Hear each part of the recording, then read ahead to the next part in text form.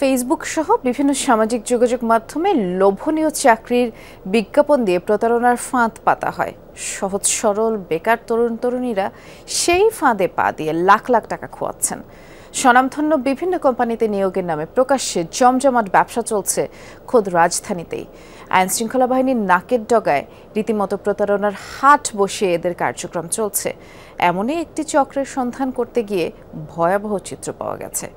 রায়হান ফেরদৌস ও বনি আমিনকে সাথে নিয়ে আরও জানাচ্ছেন আব্দুল্লাহ তুহিন। ছবি তুলেছেন Ismail Hossain Johnny O Mizanur Rahman Tapu.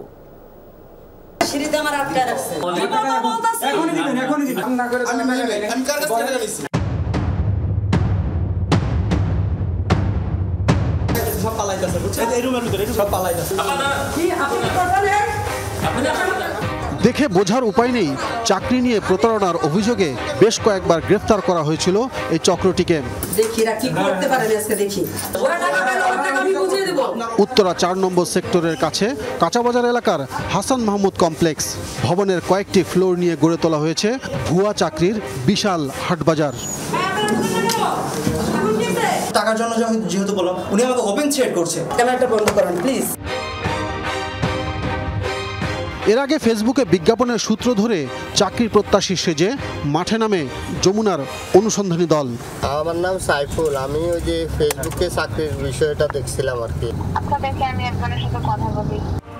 Be alert security service নাম দিয়ে কৌশলে ডেকে এনে civil aviation, third terminal, Jamuna group, China project সহ প্রতিদিন বিভিন্ন স্বনামধন্য কোম্পানিতে ভুয়া নিয়োগ দেওয়া হচ্ছে বেকার যুবক যুবতীদের।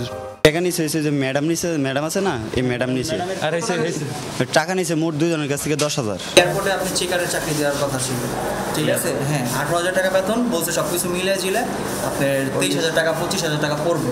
রেজিস্ট্রেশন ফি, ট্রেনিংয়ের সময় 3 বেলা খাবার, অনেকের কাছ থেকে আবার জামানতের নামে রাখা হচ্ছে মোটা অঙ্কের টাকা। প্রথমে আমার বলছে তোমার 18,500 টাকা বেসিক বেতন হবে, আর তারপরে বলছে যে তোমাকে আমরা পোস্টিংটা দিয়ে দিচ্ছি।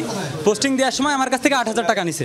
আমি 8,000 টাকা দিছি। আমি মনে করতেছি যখন আমাদের বিমানবন্দরে চাকরি দিবে, সরকারি চাকরি, তাহলে হয়তো খুব ভালো হবে। আমাকে বললো যে আপনাকে আমরা সহকারী ম্যানেজার হিসেবে যমুনা গ্রুপে নিয়োগ দিব, সেটা আপনার আজকে 500 টাকা দিয়ে ফর্ম ফিল আপ করতে হবে।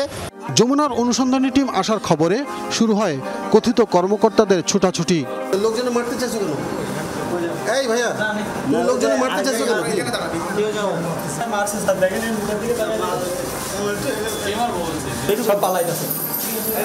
কর্মকর্তারা সবাই ছিল, যমুনা টিভির আসার খবর পেয়ে সবাই সটকে পড়েছে, যদিও তারা বলেছে এটা একটা বৈধ অফিস। কেউ দরজা বন্ধ করে, কেউ লুকিয়েছেন টয়লেটে। খবর পেয়ে সটকে পড়ার চেষ্টা করেন প্রতিষ্ঠানের কথিত ডিএমডি আনোয়ারা খানম আলো। ক্যামেরা বন্ধ করবো। একটা আমার ওনার মালিকের সাথে আমার কথা হয়েছে, কালকে ওনার সাথে কথা হয়েছে, উনি আমার সার্কুলার পাঠাইছে, ওটা আমাদের একটা ছেলে ভুল করে যমুনা গ্রুপ লিখে দিয়েছে। কথা বলার এক পর্যায়ে অনুসন্ধানী টিমকে আটকে রাখার চেষ্টা। আটকে দে।